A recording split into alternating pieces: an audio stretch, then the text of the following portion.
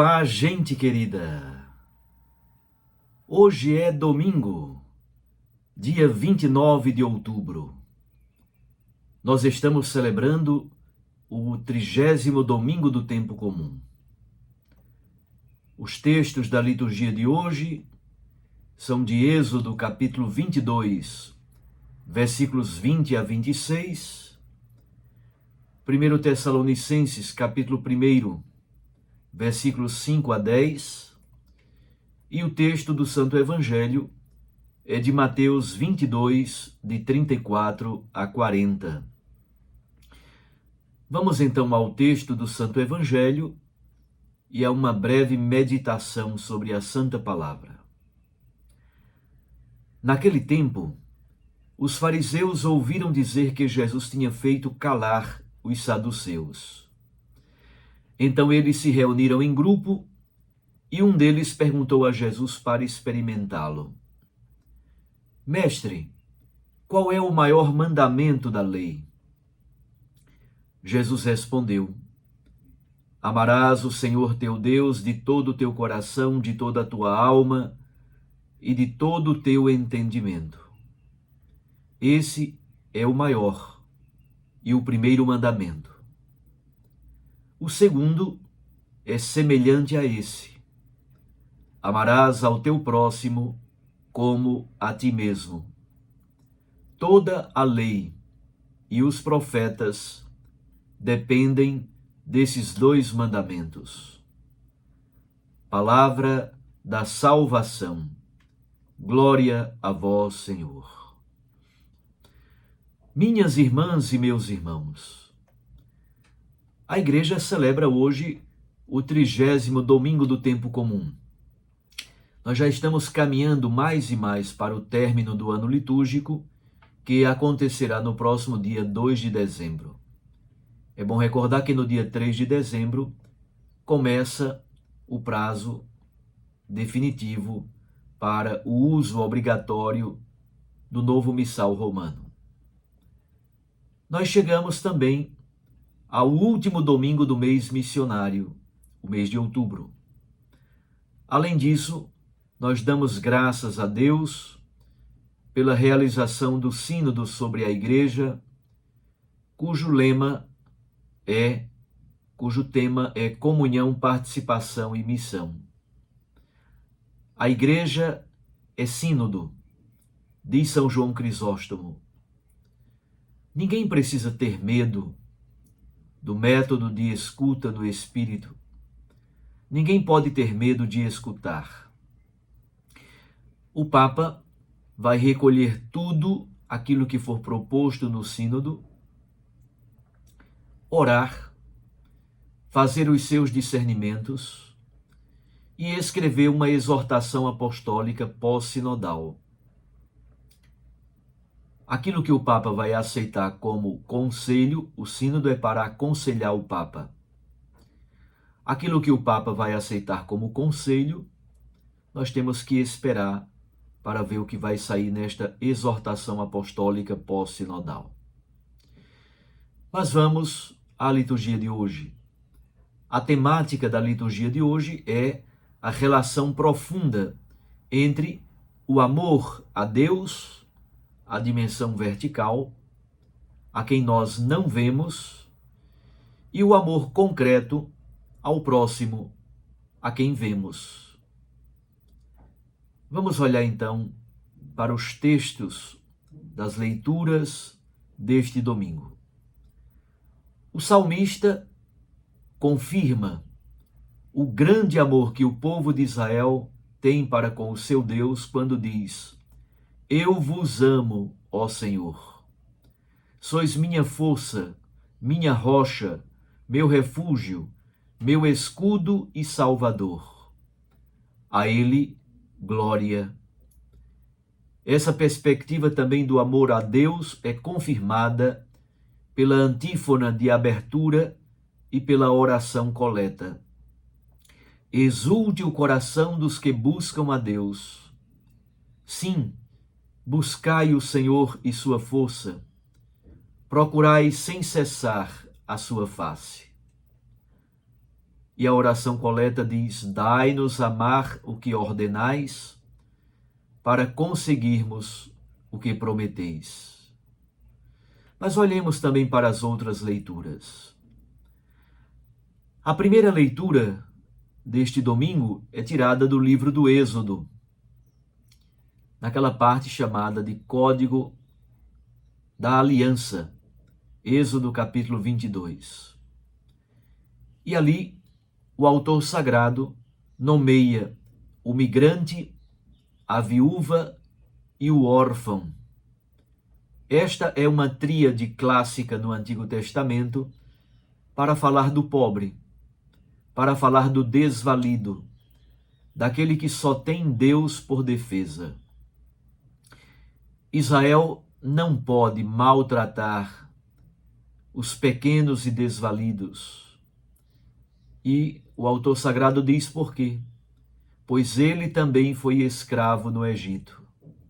A experiência de sofrimento de Israel deve ser base para que ele tenha compaixão e misericórdia dos pobres, dos pequenos e dos desvalidos.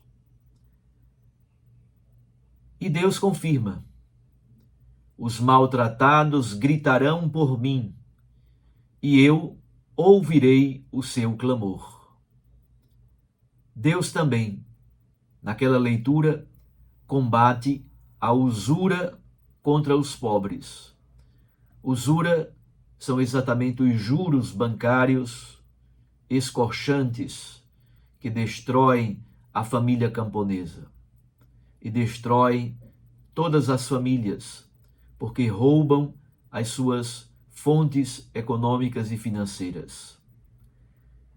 Deus também diz que se deve evitar, inclusive, o penhor daquilo que é essencial para manter a vida dos pobres. O manto, por exemplo, já que no período de inverno a temperatura chega a ser muito baixa em Israel. O manto é a única veste para que os pobres se aqueçam no inverno. É por isso que o manto não pode ser tomado. Então percebam quanta sensibilidade ética na primeira leitura do livro do Êxodo para demonstrar o amor a Deus e, ao mesmo tempo, o amor ao próximo. E o Evangelho? Os fariseus testemunharam a discussão anterior e viram como Jesus calou os saduceus.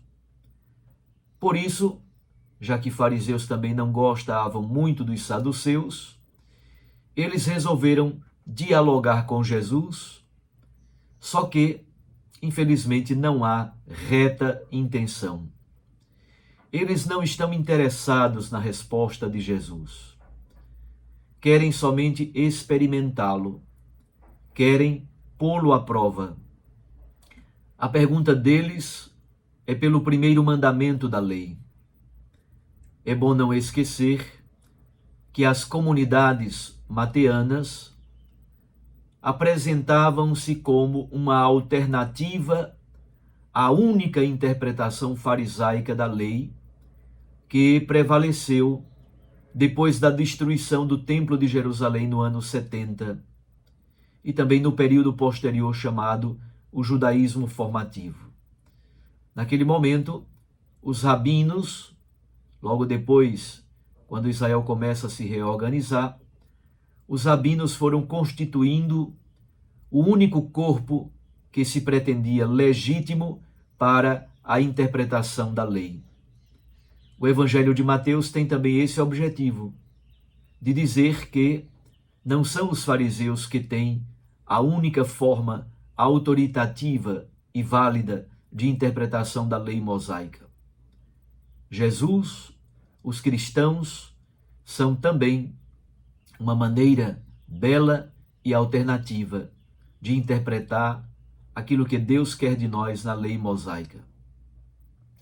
A resposta de Jesus à provocação dos fariseus que perguntam sobre o primeiro, o maior, o mais importante dos mandamentos, A resposta de Jesus cita Deuteronômio capítulo 6, versículos 4 a 5, que é parte do Shema, uma oração que os judeus, homens, rezam todos os dias ao nascer do sol e ao pôr do sol. A declaração de amor a esse Deus único é a resposta ao amor de Deus, revelado na eleição de Israel como povo de sua propriedade particular. E também é uma resposta ao fato de Deus ter guiado o seu povo pelo deserto, libertando-o da escravidão e dando-lhe uma terra. Esse texto era levado também naquelas caixinhas, nas filactérias e amarradas sobre o corpo ou colocadas sobre as traves das portas. Esse amor é um amor filial. Em Oséias, por exemplo, é um amor esponsal entre Deus e a esposa amada, que é Israel. Jesus acentua na resposta que dá aos fariseus, ele acentua a unicidade de Deus. Deus é um só.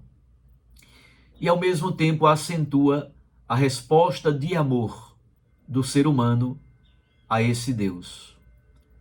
Coração, alma e entendimento simbolizam a inteireza do ser humano, a inteireza do amor do ser humano para com o seu Deus. Cada palavra está associada ao adjetivo todo, reforçando exatamente a ideia da totalidade. No Evangelho de Lucas é muito forte o uso do adjetivo todo, inteireza do ser, inteireza do amor. Jesus coloca junto a esse um segundo mandamento: amar o próximo como a si mesmo. Não há amor maior do que estes dois. Eles são síntese de toda a lei. Jesus retoma exatamente Levítico, capítulo 19, versículo 18. Não há amor maior do que o amor a Deus e do que o amor ao próximo. Jesus bebe de duas fontes, de duas tradições teológicas distintas: o livro do Deuteronômio e o livro do Levítico. No amor está a essência da verdadeira religião, da verdadeira piedade, síntese da Sagrada Escritura inteira. Houve várias tentativas de se encontrar um par de palavras que sintetizasse tudo. Por exemplo, amor e justiça, fé e vida. O amor supera todo ritualismo cultual, exatamente porque no culto, se ele for sem justiça, nós estaremos fazendo um sacrilégio.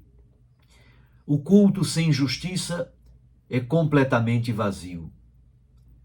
O amor de Paulo para com a comunidade de Tessalônica ou a carta de Tiago são belos testemunhos dessa fé que se expressa e se concretiza na prática da caridade, especialmente em relação aos pobres.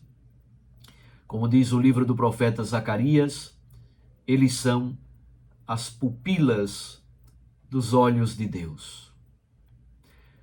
Minhas irmãs e meus irmãos, gostaria de fazer-lhes um pequeno comunicado. Nos próximos dias, eu estarei em Roma fazendo um retiro espiritual e visitando algumas instituições e pessoas. Quero então comunicar-lhes e pedir-lhes desculpas, se for o caso. Eu não terei, infelizmente, mais condições de gravar o programa todos os dias. Então, a partir de agora, ficarei gravando apenas o programa do domingo. É bem verdade que desejo modificar o programa, gravando programas sobre formação bíblica. Começarei uma série, dentro em breve, gravando programas sobre os evangelhos, sobre as cartas de Paulo, sobre temáticas bíblicas mais abrangentes.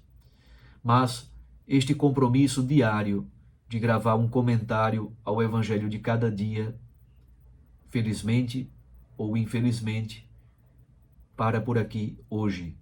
Permaneceremos apenas com o programa dominical. Peço a contribuição e a colaboração de vocês para compreender a minha decisão, dado também o montante de trabalho a partir de agora à frente da Arquidiocese de Olinda e Recife. Eu preciso cuidar também do sono, do repouso, da saúde física, para que possa dar conta das muitas ocupações da Arquidiocese e da Conferência Episcopal. Um abraço a você. Fique com Deus e com sua Mãe Maria Santíssima. Eu os abençoo em nome do Pai, e do Filho, e do Espírito Santo. Amém. Um abraço.